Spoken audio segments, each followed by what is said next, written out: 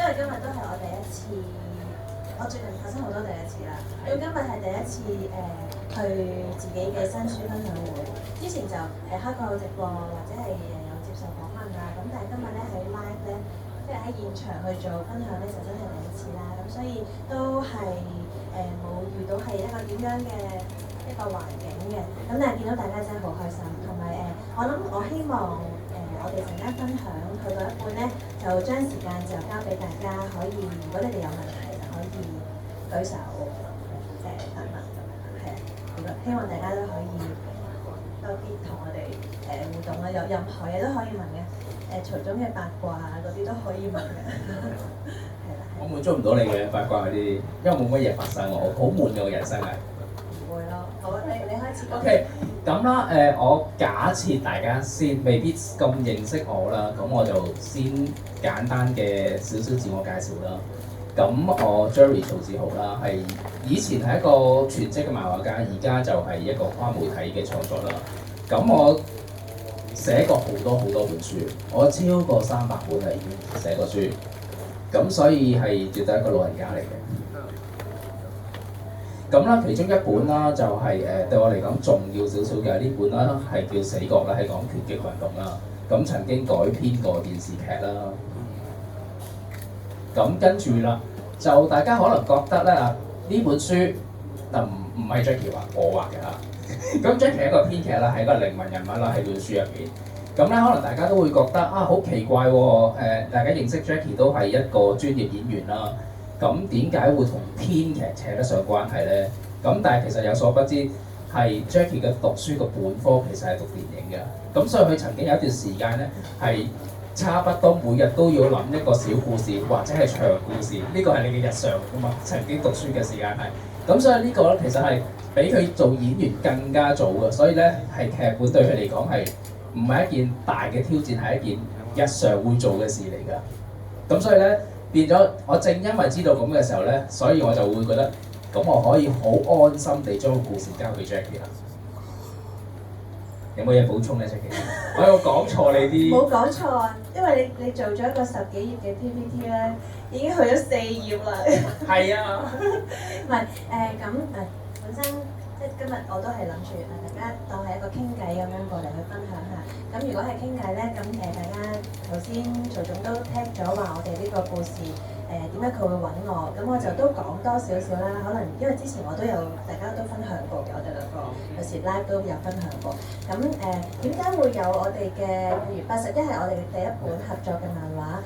咁今日主要我哋嚟分享咧就係呢個新嘅公仔，咁我哋改咗名㗎啦，已經幫佢，咁但係陣間再講，係啦，咁我哋就今日係圍繞住我哋嘅新書《失敗的我被放上了置物架》去分享啦。咁點解會有呢個第2本漫畫咧？其實就要先講講點解會有第1本漫畫，因為其實我同曹總就我哋認識咗你好多年啦，睇住你嘅書大㗎啦，就係冇嘅，sorry，因為以往你應該係畫好多即係可能熱血啲嘅港漫，即係動作多嘅，即係偏可能男仔啲風格嘅港漫咧。咁我就睇得真係有啲少嘅，因為喺我印象中，即係最新鮮嘅應該係已經係風雲，即係港漫入邊嚟講。咁但係其實香港嘅漫壇同埋設計界咧，其實真係有好多好犀利嘅人。啱啱我哋香港嘅動畫世外嘅呢一個班底都係好犀利啦。係啊，其實香港係所有呢個動漫界啊，或者係創作界，其實喺世界嚟講都唔失禮㗎。係咯，咁就我見呢幾年就大家都開始即係嶄露頭角，可能因為個媒體嘅形式已經開始慢慢轉變啦。咁講翻我哋就係咁其實我認識你真係好多年嘅。咁然後你都應該係聽講過我啦，咁但係就係以一個演員嘅身份啦，同我哋中間有啲共同嘅朋友咁樣。咁咧去到81，點解會發生？就係有一年我出我嘅貓書，對唔住，我想問下有冇人聽唔明廣東話㗎？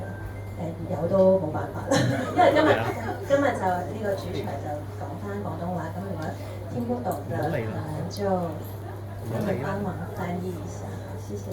因為佢有啲朋友都喺內地飛過嚟啦，咁我都想係咯，冇辦法啦，姐，你自己照顧下自己。係啦，咁嗰陣時就你聽得懂啦？太厲害啦！因為你 TVB 睇 TVB 大。咁嗰陣時就係、我出貓貓書係23年，係咪啊？咁然後我哋喺書展見面，係啦。咁跟住就你就話啊，恭喜你啊！你跳咗個位啦？啊？跳咗個位。跳咗個位啊？係嘅。你講啊，你補充。我補充下先。咁其實咧，我哋係之前咧第一次同書結上緣嘅時候啦，當然啦係之前嘅共同嘅朋友見面先啦。咁跟住咧，第一次同書相關，你嘅應該係第一本書《夢的轉場機器》。係喎，對唔住啊！我第一本書係一個短篇小説集咧，咁就叫《夢的轉場機器》啦，就借咗你嘅攤位去擺攤嘅嗰時，係咪啊？又冇講到借嘅，係一齊喺度賣咯，喺度賣嘅。係咯係咯。唔記得咗啦，已經好長好遠咁。因為咧嗰一次嘅經驗咧，其實好特別嘅，啲撐下已經同本書外嘅嘢啦。我先講下呢度先。咁我哋第一次嘅時候咧，咁我哋食飯認識㗎啦。咁跟住咧就中間個朋友就話啊 Jackie 出咗本新書，咁就想多啲地方唔同界別嘅見到。咁特別係啦，因為書本身係即係文字書係喺書店見到啦，或者係書展啦。但係當時我話，我喺動漫節有個位喎，咁會唔會喺動漫節俾更多嘅朋友認識啊 Jackie 咧？咁我嗰陣咁就不如喺我度試下銷售介紹俾我嘅讀者認識啦。咁所以嗰次係第一次嘅。而另外我覺得最特別嘅地方係咩咧？當時第一次嘅時候咧，Jackie 做咗啲 tote bag 嘅，送俾啲讀者嘅。係我自己畫嘅嗰陣時。我幾詫異啊！咦？點解？點解呢個女士識畫畫嘅？就係好比較幼童化嘅一啲畫風啦。當時係。有啲風格啫。因為當時個書係收集咗我好似頭先曹總講咁，我以前每日都會寫1-2個小故事嘅。咁呢個的確係我從讀書開始一路延續到，我諗係延續到我前幾年都有堅持嘅一個習慣嚟嘅啫。咁就係每一日都會自己寫下故仔咁樣。咁然後咧，我嗰本書就係將我從出書開始嘅，即係再往前推10年嘅10年入邊，我覺得最精彩嘅故事都擺落嗰本書入邊。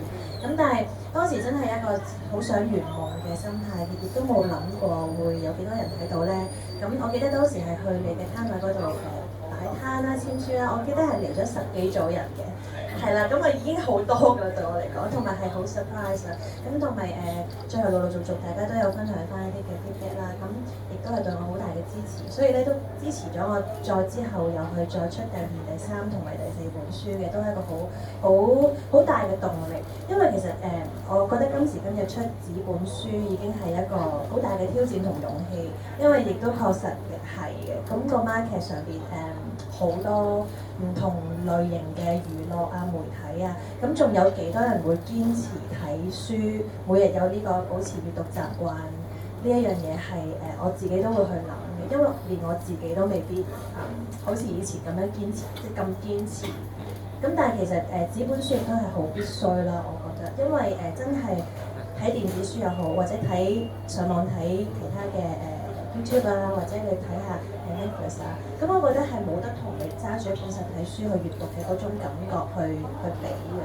其實因為真係我自己覺得好實在咁攞住本書咧翻書啊，咁我攞住個紙嘅質地啊，然後你隨住你翻書可以去感受到你已經睇咗呢個故事嘅幾多個 percent 啊，其實係一個好真實嘅感覺。我覺得係現代人一個好難得嘅一個即係 me time 或者係一個好當下嘅狀態，所以我就好希望自己都可以 keep 住去出紙本書呢件事咁樣。講得太遠，我好快咁樣講埋，我哋點解會有81先？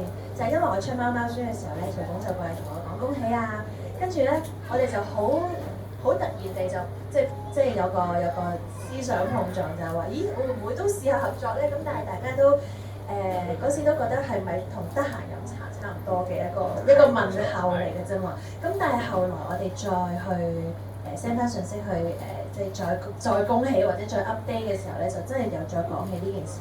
咁嗰陣時就係因為你見到我自己出貓貓書嘅時候，我係有畫少少畫嘅，亦都覺得可能大家都有自己嘅寵物。我見係再次畫畫。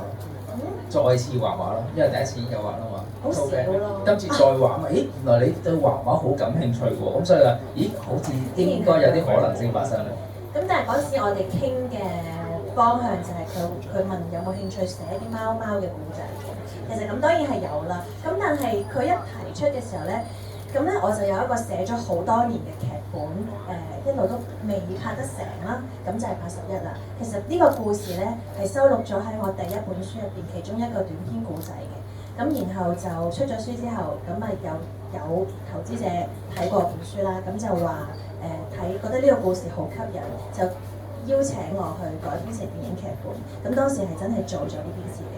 咁喺1920年左右咧，其實係已經即係有個進程中咧係將佢推去電影化嘅一個咁樣嘅階段啦。咁但係當時就有啲遺憾，就未能夠實現咧。咁就個劇本一直都擺咗喺度。咁所以就當曹總提出呢個邀請嘅時候，我就話：咦，咁不如唔好做貓貓住啦，我有個古仔喎咁樣。咁然後我就介紹咗俾你啦。咁跟住 Jackie 就話講呢件事嘅時候，我遠遠超出我想像之外，因為當時我嘅諗法就係，我記得我傾嘅時候可以合作做一本書嘅，我仲帶咗好多書出嚟，一啲 sample 出嚟嘅。咁嗰啲都係繪本類啦，或者係圖文小説類啦。咁我覺得嗰個係輕一啲、容易啲嘅。但係反建議就話可能漫畫，你有冇低估咗漫畫嘅難度咧？漫畫真係好多，即係其實某程度上喺紙度展示一套電影出嚟啊！我係低估咗，sorry。即係到我哋出呢本書嘅時候，我先至哇，原來咁大工程啦，同埋個無論係預算上、人力時間上，所有嘢我都係低估咗。原來做一本漫畫係要咁多嘅人力、物力、時間、精神，所以嗰陣時咧提出係一個意外啦。咁但係都好，即係都好彩嗰陣時係冇諗咁多關於喺 execute 上邊嘅有可能遇到嘅困難，我先至會去咁有呢個衝動去提出。如果唔係就冇咗呢本書嘅出現。如果當日你對面漫畫呢兩個字咧認識夠深咧，應該個合作開始唔到，因為真係我哋拖嘅時間太長啦，同埋 Jackie 即係拍劇嘅時候係牽涉好多人啦，其實有啲檔期出嚟一齊傾故仔啊，或者一齊做本漫畫咧，其實係好難嘅事啦。係。多謝你遷就，即係大家互相遷就彼此嘅 schedule 啦。咁啊，仲有好多嘢要多謝嘅，就係關於，因為曹總都頭先都講，佢本身係一個畫開男性嘅題材嘅一個漫畫家。咁咧要佢畫女仔咧，仲要係一個好柔情，或者係一個好要描述得佢女性嘅心理好啲嘅狀態嘅時候，我覺得對佢嚟講係一個好大嘅挑戰。但係佢都畫得真係好出色地完成咗呢本書嘅。咁亦都可以即係都同大家分享多少少關於呢本書嘅嘢先，就係我諗嚟緊咧嗰個原本佢係一個電影劇本嚟㗎嘛，我諗嚟緊都開始去 back to 翻原本我希望佢行嘅路，咁就都會開始即係向影視化去推進啦，咁希望可以好快同大家再 update 嚟緊嘅一個新動向啦。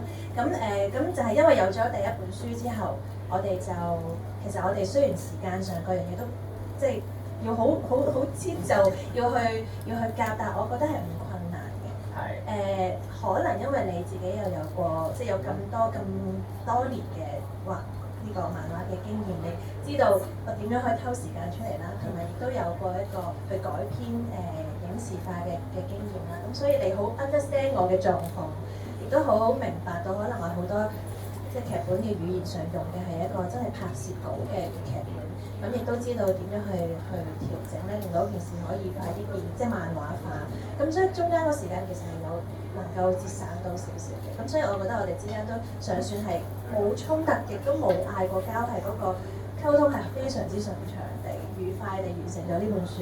咁所以咧去到出咗呢本書1個月左右，你就我哋再傾翻咧，就係話要唔要再嚟啊咁樣。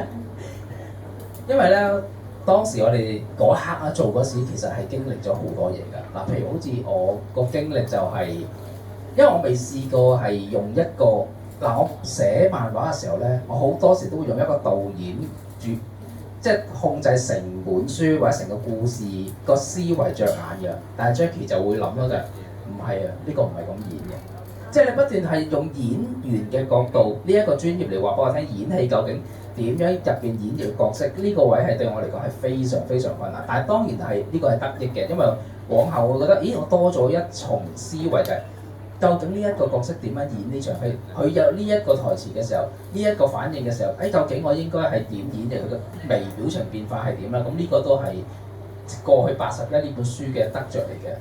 咁當然啦，做緊嘅時候就一定無限咁多辛苦嘢啦。咁但係仲有冇嘢係容易嘅呢個世界？咁咧跟住我就覺得好快調節完之後咧就咁 Jackie 不如嚟第二本喎。咁佢 Jackie 都答得好快嘅，好啊。咁但係好快之餘就諗幾時出咧？因為我哋上次時間死線對我嚟講好重、好辛苦噶嘛係。你講81嗰時，你係唔會估得到今次係仲辛苦嘅。係因為我哋合作第一本就有好多好趕急嘅情況出現啦，同埋其實除咗我哋要去畫畫嘅時間上趕急之外咧，其實我哋嘅預算上都係一再地去增加嘅。因為其實我同曹總都好希望係可以當時嚟做一個精品嘅精品書去推出，所以最後咧大家見到嘅係一個 box set 嘅狀態。咁入邊除咗書之外，其實我哋個盒都好俾心機啦。然後入邊亦都有一啲酥粉咧係一隻船仔嘅天咧，係又係即係諗咗好耐啊，然後自己畫咗好耐啊，同埋個船咧其實係有個 number 噶嘛。如果大家有睇嘅話，咁我哋嗰個 number 擺喺邊又度咗好耐。其實好多細節上嘅嘢都係設計咗好耐啦，最終咧其實個盒即係嗰個 box 嘅成嚿嘢嘅錢係都幾貴。冇錯。咁然後遠遠超出我哋預算。遠遠超出，同埋其實到今日都係未回本㗎呢本書。冇錯。咁但係都唔緊要，我覺得係一個好難得、好開心嘅，即係對我嚟講係第一次嘅出書、出漫畫嘅經歷。咁然後咧，當曹總就邀請話，不如第二次我哋再諗個新故事啦。咁我除咗係考慮到，因為其實當時我已經覺得我哋有過第一次嘅夾個時間咧，應該第二次係啦，應該好好多嘅，應該唔會咁樣掟拉法嘅。咁算啦，冇得再講啦。咁但係除此之外，我就其實第一樣嘢諗到嘅就係個 budget 點算咧，因為我都其實我見坊間好多猜測咧，都話你俾咗一嚿好大嚿嘅錢我，其實係冇嘅，因為其實我哋合作出本書，所以我哋兩個一齊去攞一個預算出嚟去引育呢一個新嘅生命咁樣啦。咁即係唔存在嗰啲嘢，咁所以我都要幫我 partner 去計數，我都幫我自己計數。咁我第一本書個情況係咁，其實銷售算係都可以，咁但係因為個成本太貴，所以真係回本上就慢啲啦。咁第二本可唔可以避免咧？我哋應該點計啊？點即係用幾多個人去畫啊？各樣嘢嘅點樣慳錢啊？咁我反而第一樣嘢諗到呢度。咁跟住咧，你就同我講呢個可能唔使擔心住啦，因為我哋就有一個新嘅 program 可以試下參加。因為咁啊，借呢個機會啦，咁都多謝香港政府嘅，因為咧佢入邊咧有一個文創發展處咧有一個基金啦，咁我哋可以俾我哋做漫畫嘅。咁但係當然嗰個基金其實係極難攞嘅，因為咧每一次都係好多，即係香港原來嘅創作人好多嘅，其實係即係但係當然啦，政府資源一定有限㗎嘛。咁我哋就話不如咁啦，我哋試下爭取呢一個基金啦。咁跟住我哋就開始寫故事啊，跟住做好多準備功夫啦。咁但係佢就話當時咧又唔係入緊喎，其實係咁即係話到頭來可能我哋都係要自己俾錢嘅喎。咁但係都唔好理啦，我哋先做咗前期先啦，因為其實講到尾一劇之本啊，所以任何故事我哋都係故事行先嘅。咁我哋諗咗故事啊，先做晒故事先，後邊個資金點諗或者入唔入到圍，我哋之後就再算啦，係咪咁啊？好似係，但係先做咗故事先，但係最後我哋係兩線並行嘅。亦都即係我覺得呢度都要俾翻個好重嘅 credit 你，因為咧其實因為我常常寫故仔或者係諗住點樣執行咧，都係以一個拍攝嘅嗰個角度出發。咁拍攝無論電影、電視或者係自己嘅短片，你可以 edit 㗎嘛，咁啊可以調前調後啊，或者唔要嗰場重新再寫過都得嘅。咁但係漫畫係唔可以咁樣嘅，即係每一頁畫咗嘅就係時間同埋錢啦，同埋係好難抽走噶嘛，係嘛？即係基本上畫咗就係定 settle 咗落嚟㗎。咁所以即係亦都多謝你嘅呢個豐富嘅經驗，同埋呢個可以去明白我嗰個創作過程其實即係有需要修改啊，或者其實我都推翻咗一啲 background 去再重新寫過嚟，咁係不斷修改嘅喺嗰個過程當中。因為華土咧就係、我本身嗰個即係除咗有啲我自己好中意睇戲啦，同埋我上一代都係做電影㗎嘛，咁變咗由細聽到大位係都喺片場大嘅就係、咁變咗咧我係好了解究竟拍攝係乜嘢，但係我又從事咗漫畫咁多年，我又知道佢個分別喺邊度。咁跟住啦，就最有趣嘅就係 Jackie 會當時諗不如呢場戲調翻去唱片，我哋再攝多一場戲喺中間。因為呢件事我就要首先我明嘅，我絕對明白嘅，因為我真係知道係點啊嘛，即係有呢一個概念。但係你實際執行嘅時候，我就要解釋俾你聽其實唔可行咯。即係因為我哋係真係一本書嚟㗎嘛，即係如果書嘅話就我冇得抽一場。咁當然個難度又好複雜嘅就係咁講咧，可能悶到大家瞓覺，所以我唔講住。總之呢個係唔得嘅。咁我就所以變咗當時我哋嘅準備功夫就要好多咯。咁就比一般就話，即係我哋首先不存在一樣叫飛紙仔先，飛紙仔係不可能嘅，捉唔到嘅其實係。我就冇飛嘅，不過係一路大家傾就一路畫。即係其實我諗對你嚟講，可能都係一個有啲唔安全感嘅做法嚟㗎嘛。因為你自己以往係通常都係你嘅故事啦，所以你點都頭頭尾尾係大概係個架構係點，你自己都係好清楚嘅。咁但係因為今次係即係81同埋失敗的我咧，其實某程度上都係以我嘅視角出發寫嘅故事，咁所以你又唔好估到其實我最後想點。咁當然我都大家都有一直有傾嘅，咁但係中間好多細節我就會無端端有一日就，因為我都真係嚟唔到同你開會，咁我就會 WhatsApp 你同你講，不如咁啦，不如咁改啦，跟住我 feel 到你喺電話嘅另一邊係，你而家想掟電話啦？原來係咁嘅，係咯，所以其實我都知道係好唔容易，即係呢個任務係即係頭先講到咧，我哋原本以為第二次合作係會嗰個死線係咪會好寬鬆啊？即係大家個預得好鬆各樣，其實真係唔會咯，因為大家都係磨到最後1分鐘先肯放手嗰啲人嚟嘅，所以包括我哋呢個公仔嘅設計，我可唔可以講咧？講嘅咯，呢個係其實我哋係留空咗個位嘅，我哋係6月中要出書啦嘛，我哋5月中呢個位都係空白，即係我哋畫咗好多有個場景喺度，然後可能譬如有張台本身佢要放喺張台上邊嘅，咁我哋係空白咗啦，因為我哋遲遲都決定唔到佢嘅形象究竟係咪咁咧，即係好多細節位嘅調整，譬如本身我覺得我哋今日應該拎佢嗰個過程嗰個圖俾大家睇下，即係佢原本一開始當然唔係咁樣啦，咁連而家大家可能覺得佢似兔仔，咁就兔仔啦，但係其實本身佢唔係，我唔係用兔仔去諗嘅，係一個現實中唔存在嘅生物咁樣去諗，咁就係佢係代表住入邊嘅女主角11嘅心路歷程嘅，咁所以咧本身佢隻耳仔咧係代表佢嘅其他肢體語言去用耳仔去做手勢，去表示發出呢個愛的光波之類嘅嘢咁咯，咁但係又點樣都覺得好似唔係唔啱喎，最後又修改咗好多個版本啦，包括佢係着住工人褲啦。咁服裝上又調整咗好多次，咁佢係咪孭咗個袋啫？係啦，咁佢最後孭咗個袋。其實咧，呢一個裝扮就係好多畫家自己平時嘅裝扮嚟嘅，因為着呢套衫同埋孭呢個袋仔係最方便佢哋。譬如我有時會畫嗰啲壁畫，就係最方便啦，又唔怕污糟嚇，就曬啲擺喺度。咁我哋最後決定係咁樣，但係中間其實換過無數次嘅裝扮啦。咁耳仔又換過無數次啦，眼睛嘅形狀啦，同埋佢呢度有2撇肉㗎嘛。我覺得係幾似我嘅，即係有兩撇呢個法令紋上邊嘅肉咁樣，咁就即係我就當然女仔就希望佢會可愛啲，咁但係咧曹總嘅意見就係又唔想佢為咗Q 而 Q 啦，即係希望有翻佢嘅個性，所以最後大家見到呢個呈現咧，雖然佢未上顏色，但係其實大家都會見到佢係一個好頑皮嘅，亦都係。可以話係女仔，可以話係男仔嘅一個小朋友。其實佢哋小朋友，我覺得大家有冇玩塔羅牌咧？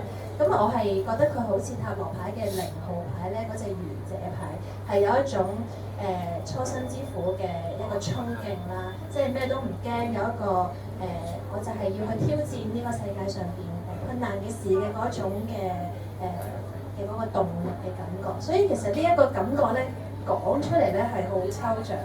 當我哋磨合咗好多次之後，其實最後都係因為時間所逼咧就定咗。咁但係定咗咧就知道係佢啦，都真係越睇越中意嘅自己都。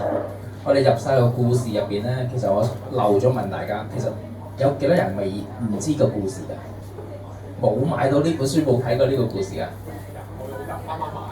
OK， 好。咁如果咧係咁我見到大部分人咧都買咗本書，睇過個故事啦。咁我就唔用好多時間，我假設大家知個故事啦。咁嗱，一本未睇嘅，咁一陣我你再睇一睇，你會知我哋講乜，記住我哋講乜先。咁啦，因為咧，我都仲想翻轉頭講少少，就係個故事本身咧，其實我哋都有一啲嘅轉變嘅。呢個而家你哋眼見嘅轉變咧，即係而家眼見嘅故事同我哋第一稿咧，其實好唔一樣嘅。好唔一樣就係話，我記得當時咧就係我哋去講萬國域啦，咁我哋係又係做排除萬難啦入去啦。咁跟住我哋就入圍啦。如果我自己去係嘅，但係有你喺度就好好多。多謝晒你喎。咁都要商業互吹下先。係因為其實真係嘅，因為佢哋都覺得，咦，我哋兩個因為我哋跨界合作，其實嗰成個元素係可以豐富啲，同埋因為其實港漫嘅呢個 program 都係希望可以借住唔同嘅媒介，或者因為其實今次入圍有好多其實係冇畫過漫畫嘅參賽者㗎嘛，佢哋可能有啲係做設計，有啲係做廣告嘅。咁其實都最終嘅成品都係好好，咁所以如果大家有興趣嘅話，真係明年可以去試下。咁但係因為啦，有曹總呢個咁有份量嘅人物喺度，咁佢哋咁多位評審啦，馬永成先生啊，佢哋都會覺得好放心咯。我哋個心啊，梗係知道，都係唔可以咁放心。咁但係 present 出嚟就係都係充滿自信嘅當時。因為我記得當時咧，我哋諗嗰個古仔嘅時候咧，諗個古仔嘅時候，我哋會諗好重點係父女情嘅，係啦。但係跟住咧，我哋再經過一啲馬 Sir 啦，或者其他新嘅導演啦，咁佢哋一啲俾咗一啲意見我哋啦。咁佢又提到其中，佢係好唔係好刻意嘅，講到有幾個字，我哋覺得好入心嘅，就係人言可畏啦。做最好嘅自己啦！呢個我哋突然間叮一聲嘅，當時係即係呢個好有共鳴就係，因為我哋可能有一啲共通就係其實我哋係聽意見嘅。咁有一啲人即係我就合作過好多唔同嘅編劇或者朋友啦，佢哋都會諗就係第一個想法咧，其實係叮一出完之後咧，其實係雷劈都唔改嘅，其實係。咁但係我哋唔係，我哋就好有一個共通點，就我哋崇優嘅。咁我哋呢一個點好似突然間醒一醒咁喎。咁我哋將整個故事咧，即係我原本諗嘅元素係冇變過㗎，完全冇變。不過去到諗嘅時候，做執行嘅時候，咦，我哋可以個重心可以偏移少少喎。咁偏移咗之後咧，其實原來我哋好多有共鳴嘅嘢啦，就可以不如就藉住今次可以放晒落去啦。咁同埋呢一種共鳴就係我諗。最近我去咗好多學校做分享啦。咁跟住其實呢一種共鳴唔止係我哋會遇到咯，原來今日呢個世代咧，其實大家都會遇到咯。咁呢個嘢係乜嘢咧？其實咧，我諗大家都會經歷過，就係入邊故事會講好多關於網暴啦，或者係人與人之間有一啲好似好輕率地一啲批評啦。其實你唔知道對某啲人嚟講係造成一個幾大嘅傷害，咁所以我哋平時都會好似多多少少都遇到啦。以前咧係公眾人物先遇到嘅，但係今時今日我諗任何人咯都會遇到。可能我只係好簡單，可能係一個社交媒體隨便講一個感言咁樣，其實係可能就唔知點解係咁多嘅謾罵攻擊啊。咁所以變咗我哋。有一次，我記得第一次係喺學校度做分享嘅時候咧，老師就話：呢個故事真係好適合啊！因為點解咧？就係話同學們真係好多遇到呢一啲問題，佢真係不知如何自處，佢唔知點行落去行嗰條路。咁跟住我哋就入邊，我哋都用第一身諗下就係呢件事發生我哋身上，我哋點面對咧？咁就放落個故仔度。咁都而家行落去，我諗原來都幾中大家心入邊點諗咯。咁你可以講下你個畫畫嘅關於畫面上面嘅設計？好，我飛晒啲故事唔講啦，我當大家知㗎啦。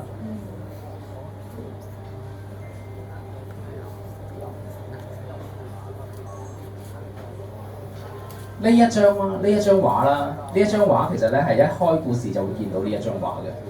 咁咧，我哋故事入邊咧係講我哋嘅主角啦，係一個玩具設計師啦。簡單講一講，就係佢好中意發夢。其實佢無論係真係瞓着咗嘅發夢啦，定抑或係自己諗嘢都發夢。如果你中意創作嘅人咧，其實可能大家都會遇到就係我哋唔知點解行企企咧，好行緊街嘅時候，可能突然間揾同朋友食緊飯咧，個神都會飄走咗㗎。人哋唔知你做緊乜，你唔開心咩？或者你諗緊乜嘢？係我哋去咗故事世界，我又瞓緊覺嚟嘅。咁所以呢個係我哋所有創作人嘅共通點嚟㗎。咁呢個咧其實咧係一個夢境嚟，係入邊個主角之一嘅夢境嚟㗎。咁夢境入邊咧，其實我哋需要咧有啲童年不斷發緊夢嘅夢境，我哋好想反映到童年啊。咁但係我跟住去到演繹畫出嚟嘅時候咧，其實我冇可能扮翻6歲點畫㗎，我點扮都唔似，因為我試過模仿㗎，試過模仿6歲究竟點畫畫㗎，但係我扮出嚟，我知道連自己都呃唔到咯。最終我就叮一聲啦，咦？我公司有一位同事，佢正正有一個幾歲嘅女喎，咁啱啦，咁我就呢兩張稿，咁不如你畫啦，不如你翻去叫你個女畫咯，即係但係當然佢個女就梗係好開心啦。點畫？但係其實咧，但係佢唔知，佢以為任佢畫啊。但係其實唔係，入邊有內容嘅，要反映翻個故事嘅。咁所以咧，我係特定有每一張都有特定嘅要求。咁所以呢兩張畫其實係我同事個女畫嘅。畫得好靚啊！其實我覺得係一幅 art 嚟嘅。係啊。可能佢有啲天分同佢爸爸，又所以佢爸爸做咗我助手。咁咧。因為特別係啦，藍色雲呢張咧，我覺得好特別嘅。原來咧，我原本希望要求佢咧係話一個人紅色衫呢個人仔咧，會喺個雲層度跌落去人間，好似跌落去好驚咁嘅效果。但係點不知咧，原來咧小朋友個世界入邊佢冇樓梯嘅，佢都只能夠畫翻個平面跌落嚟咯。咁 OK 人物呢個就正係我想要嘅嘢啊。咁如果我用我扮小朋友畫，咁即係一定係畫翻個樓梯出嚟咯。咁就已經係錯晒嘅。其實有啲好純粹嘅嘢咧，係我哋可能經歷咗好多，即係我哋自己喺社會入邊打滾啊，然後你學習咗好多技能之後咧，好似係一個翻唔到轉頭嘅東西。咁所以咧，其實反而咧小朋友嘅頭嗰兩張畫咧，其實係同我哋心目中嘅呢一個自己嘅，其實呢個係自己嘅高我嚟講，其實係有異曲同工之妙嘅。即係反而有時有啲嘢去到一個即係你要思考翻嘅時候，反而佢冇咁多需要去諗嘅嘢，冇咁多技術上嘅嘢啊，或者顧慮點樣周邊嘅環境因素，其實純粹就係一個出發點啊！即係你驚就係驚，喺你嘅感受入邊，恐怖係紫色嘅、黑色嘅，咁就係咁，即係冇咁多設計嘅。咁呢個都係我自己寫故事嘅時候有好深嘅一個感受啦。因為其實當然因為個故事係曹總希望係用我嘅視覺出發，其實最後我哋兩個因為一路寫一路傾，其實都已經 merge 埋大家好多共同嘅體驗喺入邊。咁但係始終咧呢一個女仔咧，呢個一咧，咁佢就係一個其實佢都已經年屆30幾嘅一位玩具設計師嚟嘅。咁當時我就係話，我哋有個共識就係希望寫一個平凡嘅人嘅故事啦。咁我就係平凡啊，咁不如平凡嚟講，對於現今世代嘅人嚟講，可能就已經好失敗㗎啦喎。因為大家都對自己或者身邊嘅人有好多嘅諗法同埋要求。咁如果你只係一個碌碌無為或者係冇乜特別嘅人，可能身邊嘅人都會覺得你咁差嘅咁樣。咁我話咁，如果係咁嘅話，我哋不如用翻失敗呢個字眼去講啦。因為我諗可能失敗都係無論你擁有幾多嘢，你都會有一刻係有諗過驚自己面對呢個困境嘅一個詞嚟㗎嘛。嘛。即係好多人都可能仲要你做得越多嘢，你做得越好，你就越驚失去呢啲嘢，就越驚失敗。所以我話呢個課題可能係一個30幾歲我 plus 嘅階段咧，係冇辦法去逃避嘅。咁所以我話咁，既然係咁，我哋不如拎出嚟講啦。咁就係一個好普通嘅設計師，佢嘅職業生涯其實會係點樣嘅咧？咁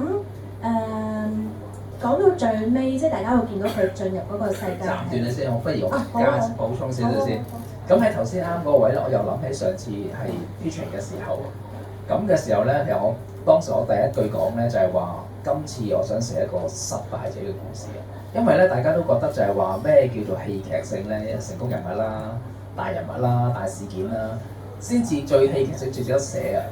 但係我話唔係，我今次想寫一個完全徹底地失敗嘅故事。我諗當時嘅評審大家都隻眼碌大下，咁啊係啊，成平凡到好似你同我一樣，每一個人一樣咁平凡嘅一個，即係大家覺得你寫乜啊你咁樣，係冇嘢可以寫噶嘛。其實唔通我話俾你聽，我喺度賣緊水果，或者係我喺度做緊管理員，咁有冇好寫啊呢啲故事咁樣？咁特別係邊啲先？咁跟住我先至講嘅。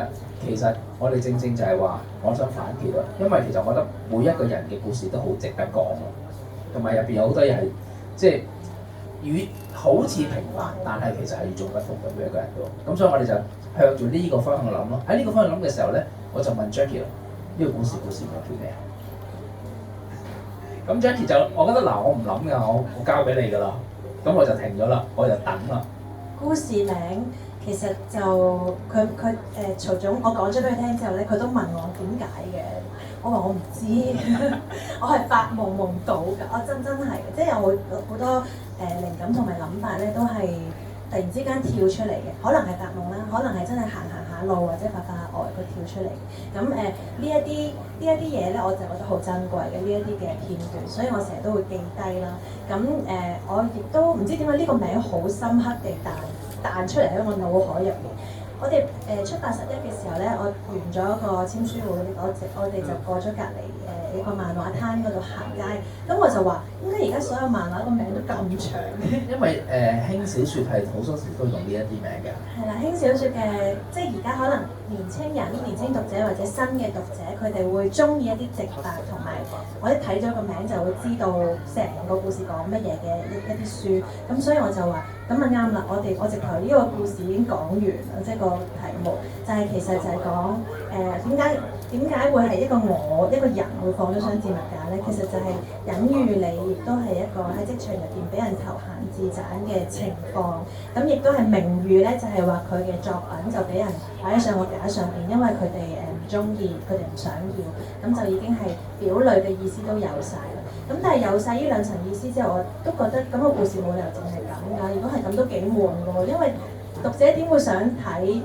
自己可能每日都已經要受好多，好難受嘅。咁又唔係，咁我哋好多好犀利嘅讀者嚟嘅。咁但係其實我就喺度諗緊，其實佢哋想睇到一啲點樣嘅書咧？即係我自己如果睇書，我會想攞啲乜嘢咧？其實因為我年紀開始大，我唔想思考。應該係話我好想睇多啲純粹嘅，然後可以俾到養分嗰啲嘢。咁當然故事性都要有啦。咁我就喺度諗，我真係翻自己好細個嗰個狀態，我就喺度諗，其實細個嘅時候我係諗緊啲乜嘢？咁包括我哋頭先大家見到嘅嗰啲噩夢咧，都真係我發過嘅噩夢嚟嘅。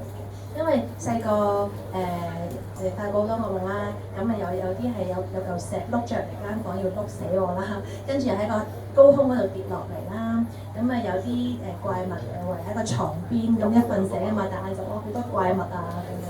係啊，即係有鬼啊，同埋成日都細個咧會覺得硬係覺得有嘢望住你㗎嘛，瞓覺，咁我就會攞張被吸住自己，然後就覺得佢就喺嗰張被上邊望住你。但係咧，後來諗諗下，我覺得呢啲全部都唔恐怖。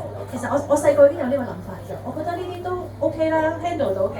但係我好驚我大個成為一個好失敗嘅人。即係我驚我30幾歲嘅時候都係乜嘢都冇，一事無成，咁就慘啦。即係因為我會聽父母身邊有好多，又或者好多大人或者好多先生會對某一種嘅類型嘅人咧，會有一啲定義㗎嘛。咁你細個你接收到你身邊嘅大人去點樣定義呢個世界嘅時候，你就會思考，或者第一反應就會覺得，哇！我唔想成為你哋口中覺得好嫌棄或者睇唔起嘅人。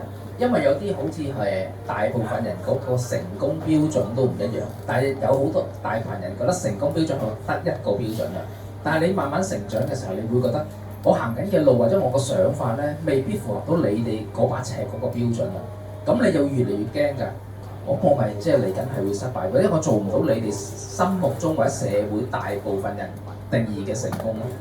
咁好似嚟緊都會可見嘅將來，我係注定失敗。咁呢件事好彷徨嘅啫，冇人想失敗㗎嘛。但係其實你好似自己行緊咁咯。其實我諗我用咗好長嘅時間去想同呢個世界抗爭一樣嘢，就係我心目中覺得嘅成功同埋幸福唔一定係你哋口中講嘅咁樣。即係 even 可能我而家做嘅某啲嘢，大家會覺得啊都幾好啊咁，但係對我嚟講唔 exactly 係嗰個意義咯。咁但係我點解要去證明俾你睇？或者我點解要去一定要你認可我覺得係嘅嗰樣嘢咧？同埋你點解要我去跟你覺得係嗰樣嘢咧？呢個係我一個都好長時間以嚟去 work on 緊嘅嘢。咁所以我就話不如將呢個課題擺落呢個故事入邊啦。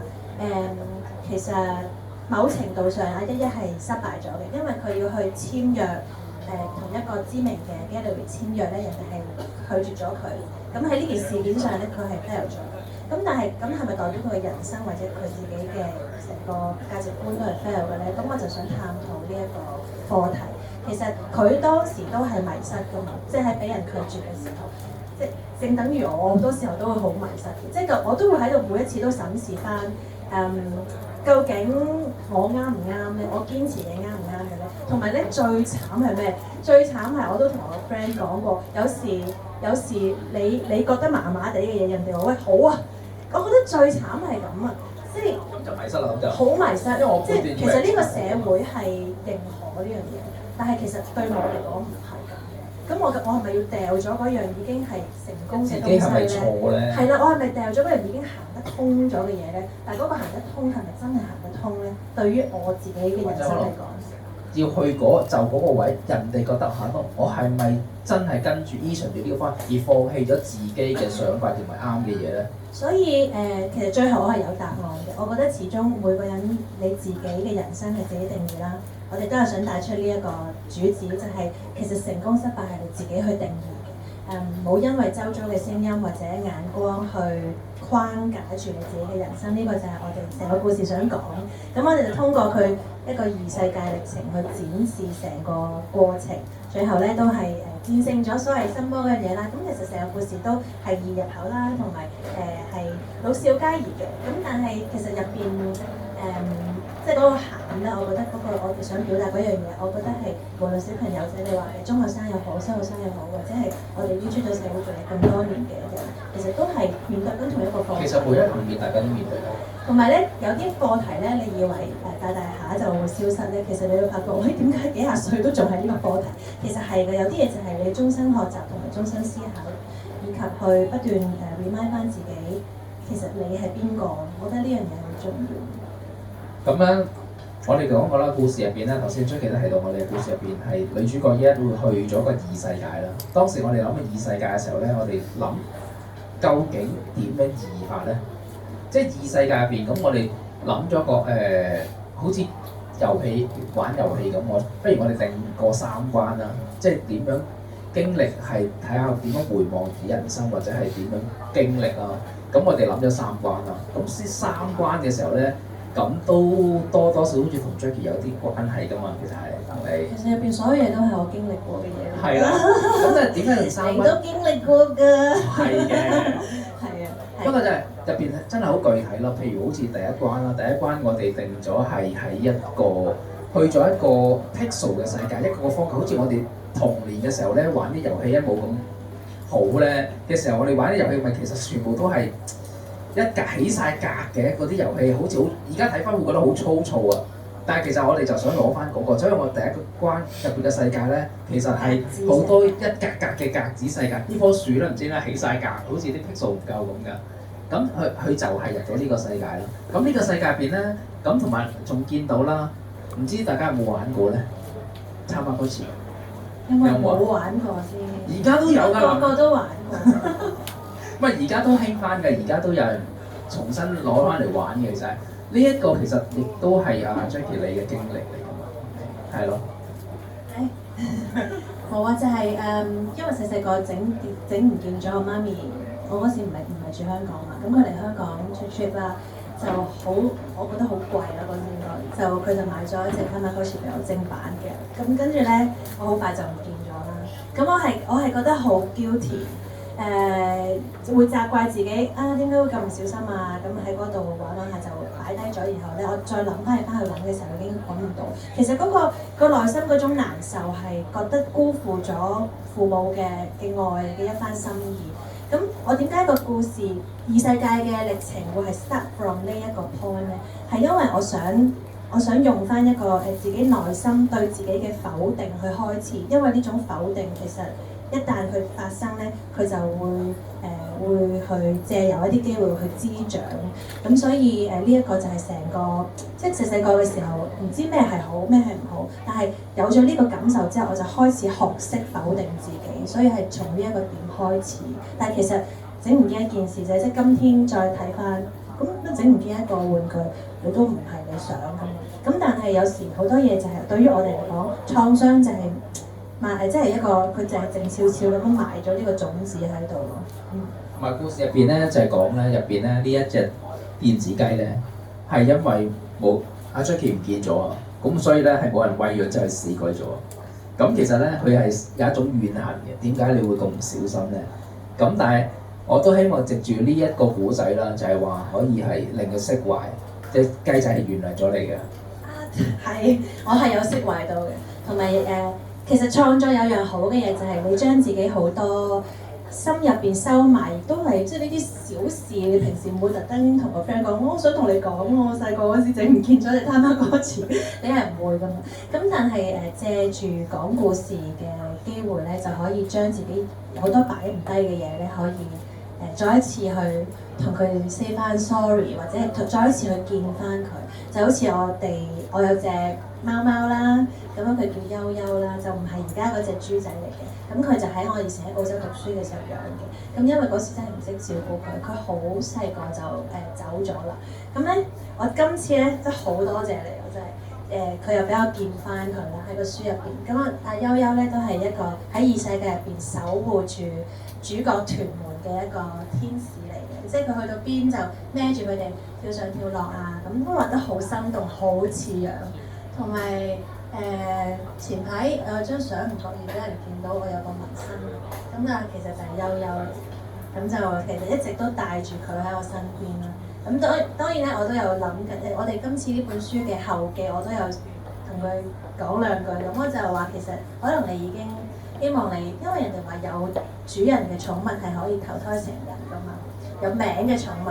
咁咧我就話可能你都已經投咗胎咯喎，咁而家你應該都係個小朋友喎，唔知你會唔會睇多本書咧？即係其實成個過程完成咗之後咧，真係釋放咗好多情感咯。咁呢啲嘢係會留翻低，跟住滋養我啦，滋養翻可能成為我故事嘅素材，跟住亦都可能會帶到俾其他一啲讀者一份愛咁樣咯。咁同埋咧，我畫嘅時候咧，係我係養狗嘅。其實我唔知貓係點嘅。咁貓究竟係點咧？即係究竟佢幾時開心？咩反應係唔開心？你唔好過嚟係咪？或者係所有習性我完全唔知㗎。咁但係我知道故事係發展需要貓啊。咁我就好坦白同追究，我真係唔識喎。咁點算咧？咁 Jackie 就好好啦，佢就帶咗阿豬仔嚟我公司。你同佢玩下啦，你唔好問我，你問佢啦。咁豬仔就係我畫貓嘅老師嚟嘅，都係。咁因為入邊咧，佢跳啊，一個眼神啊，即係佢。但係咧，我覺得原來貓係咁嘅。一路講完一大輪嘅時候，跟住我就覺得有啲奇怪。我印象中嘅貓唔係咁嘅，印象中嘅貓其實係高竇唔理你噶嘛。屌咁鬼受，即係佢會覺得，咦你過嚟啊？過嚟嗰度玩，你想點啊？你係邊個啫？呢個係隻狗嚟，其實呢個。咁我覺得好笑就係，跟住 Jackie 話唔係，佢唔係一般嘅貓嚟，貓係我所理解嘅咁嘅，係豬仔唔一樣就佢特別係中意朋友。咁我哋幾多點？我我哋要留啲時間俾大家。好，我哋講多少少先，我想講埋呢個，即係其中一句我覺得好重要啊。當我畫完呢隻貓之後咧，悠悠之後咧，咁其實係你第一次見啦。其實我係搞喊你㗎嘛係。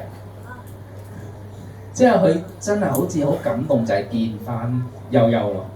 個感覺話，當然喺做一個畫畫嘅人畫到捉到一個，即係我真係單憑幾張相片同我哋口嘅描述啦。咁其實如果我捉到令你覺得係好似佢出現翻嘅時候，我覺得係都係滿足嘅，我係，即係我都覺得係我做到啦咁咯。所以即係我亦都係感觸嘅，即係譬如個女主角係會自己都否定自己好多過往，但係佢入咗異世界之後咧，其實佢失去咗嘅嘢同埋佢自己否定嘅作品咧，全部都即係翻出嚟啦。咁作品亦都變成真正嘅小精靈啦，去 protect 佢。其實咧，我就覺得其實好多俾自己否定嘅瞬間同埋一啲人啊事啊，唔係真係你定義嘅，你覺得咁差。即係有時有啲嘢係要經過時間嘅驗證，你先至會知道佢嘅價值同埋嗰個意義喺邊。咁即係我自己做呢個故事嘅過程中，都得到咗好大嘅治愈咯。好，我哋暫停先嚇，暫停先就會唔會有其他朋友有啲提問想傾下偈先啊？我以為佢舉手，原來佢係吞緊個鏡。通常呢啲環節都係比較害羞嘅。我點名好唔好啊？OK。請講。21不如2不如交玩交乜股票？玩3啊，都會玩嘅。諗下但係就係啦，究竟個內容係咪一個新嘅故事咧？我哋會再要諗一諗，係啦。其實我係事實有諗過嘅，其實係，因為我都覺得係合作係愉快嘅，雖然好趕，但係好趕，但係愉快嘅。其實因為所有創作都其實係我哋係當然有一啲分歧啦，但係零衝突都難得嘅，同埋因為出嚟嘅效果大家都滿意，咁所以呢個我係諗緊第3嘅，其實，但係第3本係乜嘢咧，就仲係懸空一個大問號。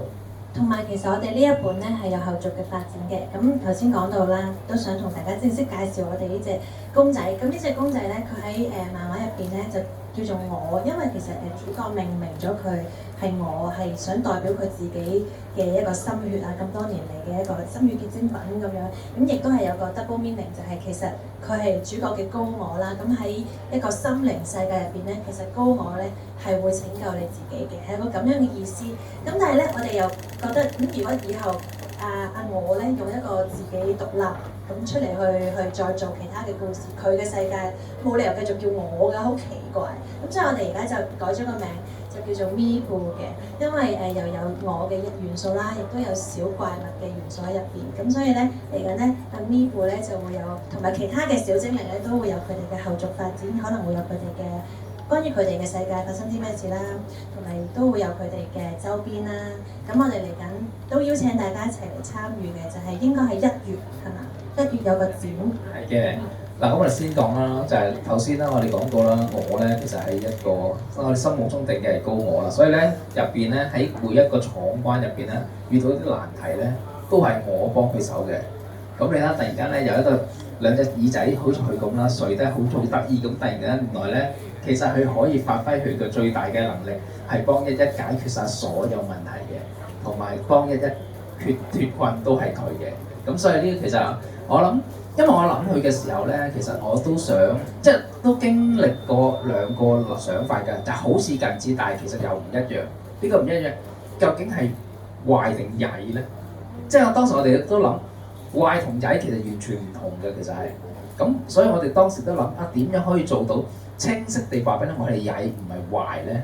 咁呢個都係我哋當時。好考你咯，好考你嘅喎。但都要考埋個戲嘅，個戲係大同嘅，其實係。咁所以當然我哋都會諗好多咯，同埋佢嘅情緒表現就係、是，即係你見到佢耳仔豎起嘅時候咧，突然間好威嘅時候咧，當脫困嘅時候咧，佢又變翻好瀟灑飄逸嘅兩隻大耳朵飛下飛下咁，好似好威風咁咯。即係呢啲其實係，亦都係幫我哋設計嘅時候佢嘅情緒表達嚟嘅，其實係。即係當然之後我哋佢再有咩情緒再發展落去，隻耳仔點變化咧？我哋仲諗緊嘅，其實係。耳仔之外，其實佢最基本嘅一樣嘢就係佢都可以換衫啦。當然即係啦，即係佢有好多唔同嘅裝扮啊，唔同嘅狀態。態，所以之後我哋就會推出一個圍繞住咪咕嘅世界咁。所以你話會唔會有第三？會唔會係關於佢咧？我哋就仲傾緊嘅咁啦，呢個咧就係呢個我哋咪咕嘅後續發展啦。因為咧佢入咗異世界入邊咧，其實佢因為一仲係設計咗好多吉祥物類嘅角色嘅。咁我哋全部帶晒佢入去異世界入邊咧，呢個異世界入邊咧其實係一家人喺晒度嘅。咁究竟呢一家人喺晒度嘅時候咧，究竟發生咩事咧？其實咧，我哋而家都係諗緊就係點樣發展呢一家人，究竟佢哋喺個異世界入邊發生咩事，就係我哋嚟緊想做嘅其中一個方向啦。但係就未落實嘅，唔知會唔會係咁做，但係方向係咁咯。係，好，仲有冇其他？姐，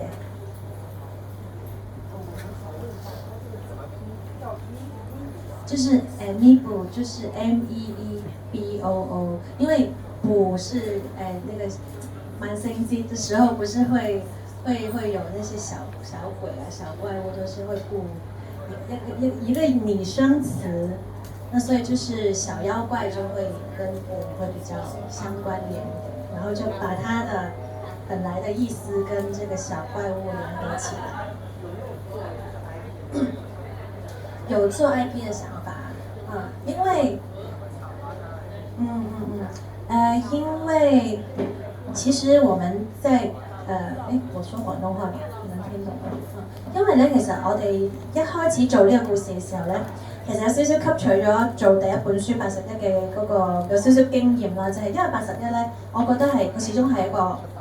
我套戲又係有少少文藝嘅，咁佢有啲文藝電影嘅底子喺度咧，有好多嘢咧就係某啲層面嘅讀者就唔係咁 friendly 去閱讀嘅，咁比較刺激少少嘅，咁所以咁嗰陣時我哋就諗其實如果我哋再做一個故事嘅話，可唔可以俾更多年齡層啊、唔同類型嘅讀者都可以讀到咧？咁同埋除咗書之外，我哋可以點樣去 spread 佢哋個世界？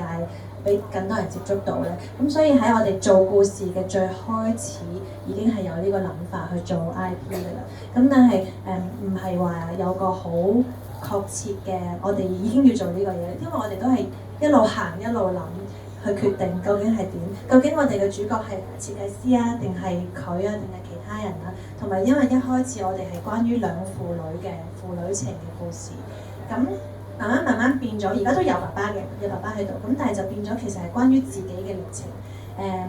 譬如好似入邊有一句台詞咧，我自己都好喜歡嘅，就係一嘅爸爸過咗身啦，咁佢喺異世界再次見翻佢，咁佢就好感動，就因為佢爸爸係影響得佢最多，令到佢成為設計師嘅一個人。咁佢就話：爸爸，我真係好掛住你，冇咗你喺度，我都唔知點算好，我好多嘢都唔識處理。跟住，但係爸爸咧，其實係喺佢身體嗰個口袋嗰度行出嚟㗎嘛，咁佢就問爸爸：點解你會喺度？跟住爸爸就話：係咯，入邊應該係你嚟㗎嘛，唔應該係我。即係其實你做你自己心目中想做嘅嘢，應該係為自己去奮鬥，唔應該係承載住一個屋企人俾你嘅壓力，或者係你話我要因為做呢件事，我要令到我嘅父母驕傲，或者我要幫佢哋去平反一啲嘢咁樣去做。其實最終你做所有嘅嘢，應該係為咗你自己。咁所以我就知道，呢一個歷程其實係關於每一個人自己自身嘅嘢咁樣。咁所以最終成個故事其實一嘅故事喺呢一本書入邊已經係都幾完整咁講完啦。咁所以咧，既然佢係代表一嘅高我咧，喺嗰個豐富嘅異世界入邊，咁我哋就希望可以將異世界做成一個 IP 咁樣去做。有冇補充啊？有㗎，好多。好，嚟啦。咁咧頭先講過啦，即係點解要做書啦？咁做書其實我會，即係我都係老派人，我真係好中意書嘅。咁咧我未必係好似每日都係睇緊書，書不離手。但係其實我都仲會揸書喺手睇，因為我覺得書個感覺完全唔一樣。因為特別係我做書嘅人啦，咁我每一次做書嘅時候咧，我都會考慮個故事啦，個筆法究竟用啲咩方法嚟演繹嘅。咁嘅選擇用咩紙、咩嘅包裝、咩嘅 size， 全部都係我要諗嘅課題嚟嘅。咁其中啦，好似呢一個封面為例啦，呢個封面為例，我就想有啲閃亮一啲嘅。咁閃亮一啲嘅時候咧，其實喺你見到深藍色嘅部分咧，其實我係用咗一啲方法咧，係印咗個銀色上去嘅。但係出嚟嘅我都唔知喎。係啊，即係出嚟嘅效果其實係真係唔，可能佢後邊個面為咗驚我哋大家即係印刷商會驚個封面花咗個啊，或者會巢啊，咁佢就幫我過膠啊。過咗膠之後咧，嗰個銀色咧就變咗係一個銀藍色咧就淡化咗。即係如果你哋如果攞本書咧係側側地睇到會見到有個黑色嘅部分有銀藍色喺度嘅。當然啦，但係可能大家未必咁容易發現到啦，因為真係過咗個面一層膠啦。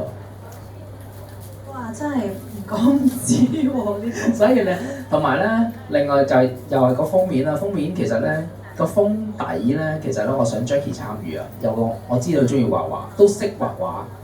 咁所以我變咗其實係必須有你參與其中。所以話，我覺得呢本書最特別嘅地方其實係唔係編劇同埋畫家嘅明顯咁分咯。其實我覺得應該係聯合編配咯。其實係。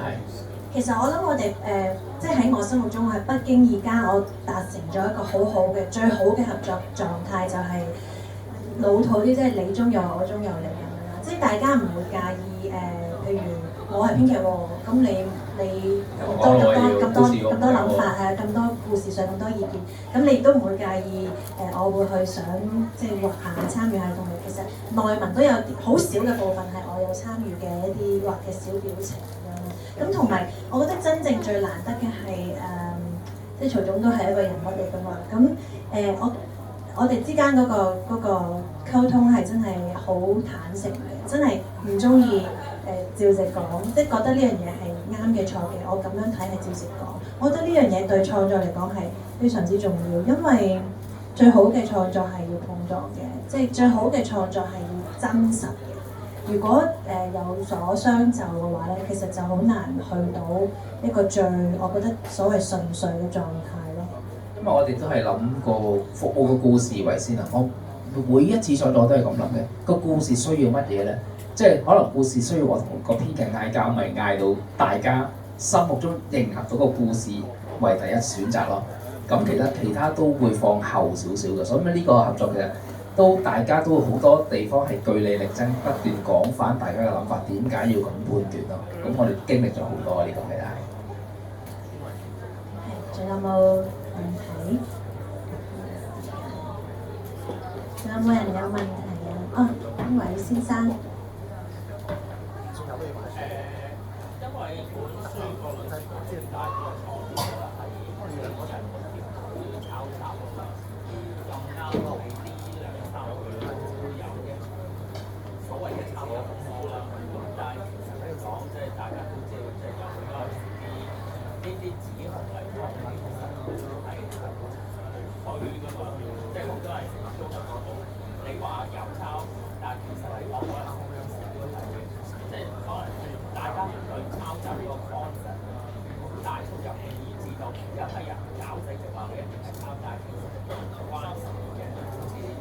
你作品裏邊去將有好多其實我係係咯，即係佢哋喺上邊嚟講，即係抄襲呢樣嘢令到個女主角講係咩情況咧？我重複下你嘅問題。頭先呢位先生話佢問點解我哋會揀要女主角去面臨一個被指控抄襲嘅風波，令到佢跌落最低潮咁樣。咁其實咧我呢樣嘢我哋都係斟酌咗一段時間嘅，咁當然係啱嘅。我哋係需要一件事件令到佢跌落異世界啦，咁嗰個係對於女主角嘅人生嚟講係要有一個重大打擊先至可以成立嘅。咁大家都會如果有睇嘅話，就會見到佢都有經歷過一啲事情啦，即係所謂可能三失青年又三失中年，咁啊失業啦、失戀啊、失去佢嘅住所啊等等咁樣。咁但係呢啲我覺得我哋商量過，即係大家都係做創作嘅，咁對我哋嚟講最嚴重嘅嘢係咩咧？即係學你話齋被無端地指控啊，或者好多嘢係冇根據咁指出，但係都可能對你嘅藝術生涯係造成好致命嘅影響㗎嘛。咁所以我哋最終就覺得冇一樣嘢係嚴重得過呢件事，我哋就選擇咗呢一個事件。因為咧抄襲呢兩個字咧，其實對創作人嚟講咧，其實係否定晒你所有嘅努力啊！咁呢個其實係一個極嚴重嘅指控嚟嘅。咁喺呢個指控入邊咧，咁其實我覺得係分兩個層面講嘅。其實第一咧就係話，其實係有目的性地攻擊嘅，係話你係抄襲咧。呢一種其實係真係，即係以呢一張圖為例，點解我揾翻呢圖咧？其實咧好明顯，大家都知道都睇到風馬牛啦，就係完全唔相關嘅啦。但係有人有惡意嘅，其實就會話你白色皮膚咪就係抄襲咯。即係你可以係咁無理，可以係去到。但係當然啦，如果你話係真係俾人揭曉抄襲嘅，咁當然有好多説法啦，唔一樣啦。咁就另一個層面啦，呢個係。咁如果你真係俾人話抄襲而真係確切嘅，而又冇經過思考嘅，因為有一啲你經歷過嘅時候，可能係一種啟發。咁啟發係咪定義成抄襲咧？咁未必可以咁定義噶嘛。咁所以咪其實都會應該俾翻一個創作人一個辯解機會嘅。呢個其實係我啟發啫，其實係受某啲嘅啟發，並不是代表我係抄咯。但係當然啦，就係呢個就睇下大家想唔想深入了解呢件事呢個創作咯。同埋其實我哋嘅側重點就唔係討論係是否抄襲呢樣嘢，因為大家而家曹總都設計都已經係好明顯咧，就係 MIFI 嚟噶嘛。咁其實亦都係好明顯係唔同。咁所以我哋個側重點係在於係關於你，只要你企喺個 spotlight 底下，就會有人去評價你。即係無論係合唔合理都好，佢哋會有佢哋自己嘅一啲睇法啦，可能合理，可能係無理。因為有好多人我哋成日都話啊，所謂鍵盤戰士佢哋嘅評論係冇任何成本嘅，咁可能佢哋想喺呢個事情當中攞到佢嘅價值或者發言權，咁佢哋就會講一啲唔係咁 make sense 嘅嘢，都係我哋而家頭先都講到，唔係淨係話做幕前或者係即係有出版嘅人會面對咯。其實我諗今時今日每一個人都會面對到呢個境況，因為大家所有嘅生活都已經擺咗上網。咁其實去點樣去處理呢一啲，因為大家冇可能放棄網絡㗎嘛，好難做到。咁但係點樣去面對同埋處理，我哋會喺網絡上面遇到嘅一啲，即係佢哋呢啲叫攻擊啦。咁攻擊都仲清晰啲，因為你都知道我唔係啊，咁我只需要唔理你，或者我 report 翻嚟咁就完。咁有一啲人係唔係攻擊嘅，佢只係評論你，佢只係話其實你咁做唔啱喎，或者係佢否定你而家做緊嘅嘢，或者佢淨係想你難堪嘅，或者想你難堪，或者佢想 prove 佢自己嘅觀點先係啱啦，各種各樣唔同嘅目的性，因為而家上網實在太方便。咁我反而覺得最高難度嘅係你點樣可以喺咁多聲音入邊都揾翻自己，即係都可以堅定到自己嘅信念，呢個先係最高難度。可能信念都講大咗，其實你點樣可以唔好俾佢哋影響，而係正常地去過日子？我覺得呢個都係我每天學習緊嘅嘢。咁其實就所以，我覺得將呢個課題拎出嚟講，都係一個我希望同大家去一齊探討嘅嘢嚟。同埋咧，因為喺呢個故事入邊咧，其實我哋係唔係想藉住個故事嚟批判或者係發泄某啲情緒？其實我哋真係想將呢一個探討呢個，即係或者分享我哋嘅想法，究竟我哋如何度過呢啲日子咧？咁其實我想同大家分享，即係冇任何嘅批判性，又或者其實可能你有啲人好負面講緊鍵盤戰士啦，但係其實鍵盤戰士有時講一啲理佢係啱嘅，其實有啲我係會聽，我會睇嘅。其實即係既然如果人哋講嘅我係存在一啲問題嘅，其實有人提醒你，你應該多謝佢嘅。咁所以我又覺得我唔係完全負面嘅，我覺得我真係我差不多每一個批評我嘅我都睇過，我盡我能力睇啦。就我問自己我有冇呢個問題咯。咁如果冇我咪淡然過咗去咪算咯，有嘅我咪自己改進一下咯。咁呢個係我平時日常會做嘅嘢咯。咁我都希望藉住呢個故事個主角就係點樣過渡，點樣揾更好嘅自己，點樣過自己嘅人生，面對到呢啲壓力嘅時候，點樣想辦法解決咧？又或者係你身邊仲有好多你關心嘅人一齊行嘅呢條路，你並不孤單嘅。即係喺主角邊，其實佢有好多小伙伴，咁同佢一齊行過嘅。但係呢啲小伙伴並不是係異世界入邊嘅，可能係你身邊你嘅家人、你嘅朋友，咁佢哋會陪住你一齊行。我補充下。OK，咁咧到最後啦，咁我都講少少資訊性啦。咁就係你見到呢一隻公仔啦，呢個 Mibu 啦，Mibu 係呢個大版啦。咁我嚟緊咧，我做咗若干嘅細版啦，咁大概20個度啦，咁大概咁大個度啦。咁咧我就嚟緊咧喺1月初至1月中咧，因為個期未落實啦。咁因為我哋邀請咗有5個演藝圈嘅 artist 啦，有5個畫畫㗎啦，5個做 toys 㗎啦，咁分別有3個組別嘅 artist 咧，幫我哋做一個 crossover。咁正式嘅，係啊，唔係咁就總之邀請咗我哋身邊嘅我覺得最適合嘅artist 嘅朋友啦，你創作界嘅朋友啦，咁一齊去做呢件事。咁同埋因為咧，咁既然即係揾咗咁多朋友一齊玩嘅時候咧，咁我哋都係用一個 art toys 嘅方向啦。咁我都希望展示俾大家睇，同大家分享啦。即係我呢啲就乜都想同大家分享嘅。咁咧我就喺嚟緊嘅灣仔 Art Centre 啦，就會做一個小嘅展覽啦。咁大概1月頭至1月中之間啦，呢個時間。咁之後我會陸續會同大家講嘅。咁都希望到時見到大家，同埋希望我介紹埋其他嘅創作人俾大家認識啦。咁可以大家 enjoy 個 party 咁啦。好啊，仲有冇問題要問啊？請講。我想問漫畫同動畫咧嘅分別咧，係咪都可以出嚟一齊去講呢一個故事？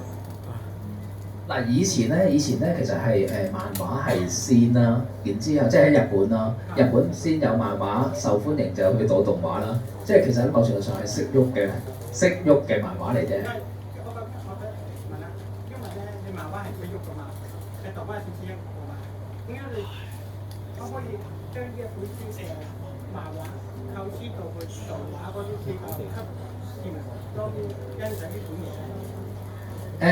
呢個我諗每一個做漫畫嘅人都希望呢件事發生嘅。咁因為牽涉個成本好大啦，咁我哋會向呢個方向，都係我哋努力嘅方向。因為始終我哋牽涉到再多一啲嘅動畫入邊有聲啦、有畫啦、會喐啦、有音樂啦，咁好多嘢我哋都會關，即係挑戰咗難好多嘅層次，但係我哋會努力希望呢件事發生。因為我之前咧睇叮當啊、其他漫畫嗰啲咧，都係漫畫書先到已經深到去動畫嗰個方面先可以俾人吸收到多啲，即係咁樣嘅經驗。希望發生呢件事。呢樣嘢係我覺得係咪一樣挑戰性呢樣嘢？當然啦，係一個極大挑戰性嚟，應該係。即係我諗其實挑戰性，因為每一個都有好多專才會幫手，可以一齊合作。咁所以咪問題唔喺個技術上面咧，其實係究竟第一就係睇下大家究竟有幾多人咁中意我哋嘅作品啦。第二就係個真係好現實資金問題啦。即係如果揾到咁大嘅資金，我都希望每一個人屋企打開電視都見到佢，咁我就好開心呢件事。當然呢個係夢想啦。同埋頭先即係我哋最近有一套咁出色嘅香港嘅動畫出現咗，咁其實我自己都係瘋狂 study 佢哋即係點樣嚟嘅，佢哋第一步係做啲乜嘢？